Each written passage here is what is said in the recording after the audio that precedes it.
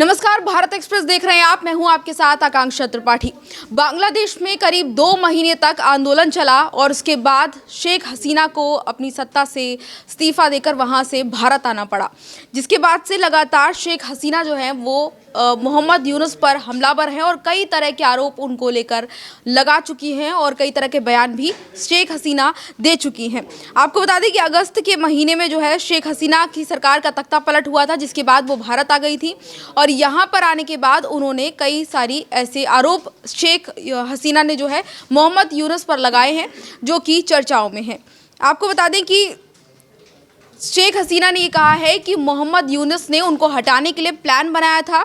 शेख हसीना ने बताया कि plan A, plan B, plan C बनाया गया था उनको हटाने के लिए और उन सब चीज़ों के लिए उनको छात्रों को जो है उकसाया गया था, क्योंकि आंदोलन जो है ख़त्म, मांगे पूरी कर दी गई थी, क्योंकि छात्रों की आंदोलन जो कर रहे थे छात्र, उनकी तमाम जो मांगे थी उनको पूरा कर दिया था। उसके बाद भी आंदोलन ख़त्म होने का नाम नहीं ले रहा था। आप बता दें कि शेख हसीना ने मोहम्मद यूनुस पर आरोप लगाते हुए कहा कि plan A, plan B, plan C बनाया गया था। उन्होंने दावे का समर्थन में ये भी बताया कि यूएन में एक मीटिंग हुई थी और उसके बाद बिल क्लिंटन फाउंडेशन के इवेंट में मोहम्मद यूनुस ने खुद इस चीज़ का खुलासा किया था कि उन्होंने ऐसा किया है। उन्होंने कहा कि भेदभाव विरोधी आंदोलन ही नहीं बल्कि पूरे बांग्लादेश में जनता को उकसाने के पीछे साजिश जो है वो मोहम्मद यूनुस की तरफ से रची गई थी। तो ऐसे में ये जो आरोप है शेख हसीना मोहम्मद यूनुस पे पहले भी कई बार लगा चुकी हैं और एक बार फिर उन्होंने इस तरह की बात कही है। उन्होंने ये भी कहा है कि छात्र जो आंदोलन कर रहे थे उनकी मांगों को पूरा कर लिया गया था, उनकी मांगों को मान लिया गया था। उसके बाद भी छात्रों का जो आंदोलन है वो खत्म का नाम नहीं ले रहा था। साथ ही साथ ये भी था कि इस आंदोलन का कोई लीडर भी नहीं था। शेख हसीना ने कहा जो आंदोलन वहाँ पर चल रहा था इसकी लीडरशिप भी कोई एक इंसान नहीं कर रहा था, यानी कि छात्रों को जानबूझकर कहीं ना कहीं भड़काया जा रहा था, ये बात उन्होंने कही है। और साथ ही साथ आपको ये भी बता दें कि 8 अगस्त को जो है सरकार गठन के बाद ही मोहम्मद यूनुस की अगुवाई वाली जो सरकार थी उस पर कई सवाल खड़े किए शेख हसीना ने और इस बीच उन्होंने मोहम्मद यूनुस के प्लान को लेकर साफ तौर पर यह कहा कि उन्होंने प्लानिंग की थी और उनको आरोप उन पर लगाते हुए कहा कि सरकार गिराने के लिए भेदभाव विरोधी आंदोलन जो है कराया गया था।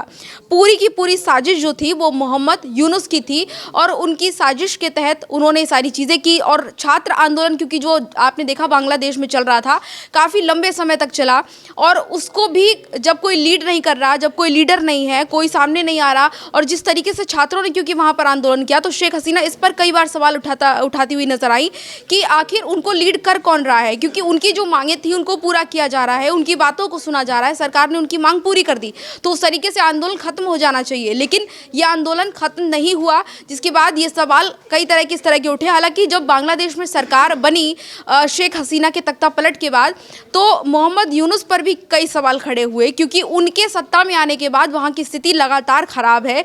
और अभी अगर वहाँ के हालात देखें तो अभी भी बांग्लादेश के जो हालात हैं वो कंट्रोल में नहीं है, जिस पर पूरे देश में चर्चाएं हो रही हैं। जिस तरीके से हमने देखा कि हिंदुओं पर वहाँ पर लगातार हमले हो रहे हैं, अल्पसंख्यकों पर हमले हो रहे हैं, इस्कॉन मंदिर के जो पुजारी हैं उन पर लगातार हमले हो रहे हैं, तो सवालों के घेरे में जो है बांग्लादेश की यूनुस सरकार बनी हुई है लगातार। और इसी बीच शेख हसीना भी इसको लेकर कह रही हैं कि उनको हटाने के लिए पूरी वहाँ पे साजिश की गई थी। तो बांग्लादेश का जो मुद्दा है वो लगातार काफ़ी दिनों से इसी तरह से चल रहा है। वहाँ पर हिंसा का माहौल है, लोग जो है प्रदर्शन करने को मजबूर हैं, लोग सड़कों पर उतरे हुए हैं। भारत में भी अगर देखा जाए तो कई लोग सपोर्ट में इसके लिए बोल रहे हैं, लेकिन अभी फ़िलहाल जो स्थिति है वो जस की तस वहाँ पर बनी हुई है और हमला जो है वो हिंदुओं पर वहाँ पर लगातार हो रहा है, हिंसा लगातार वहाँ पर हो रही है।